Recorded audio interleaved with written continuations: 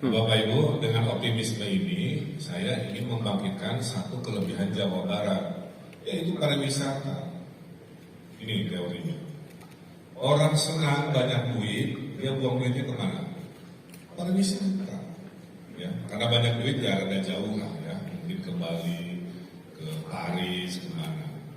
Orang stres, nggak ada duit, juga piknik Pak. Bedanya pikniknya cari yang gratisan, ngampar sama di kebun teh di Ciwidey kan begitu ya. Nah, jadi pariwisata itu mau banyak duit lagi ekonomi bagus, mau sedikit duit ekonomi lagi susah, pada dasarnya tidak pernah mati. Ya, bedanya ada pariwisata berbayar, mungkin kayak The Lodge, atau pariwisata yang gratisan, cuman ke alun-alun Bandung. Maka kesimpulannya, ini saya kalau ditanya ya, Pak Ridwan, apa itu pariwisata? Pariwisata itu adalah bisnis kebahagiaan, setuju nggak? Setuju.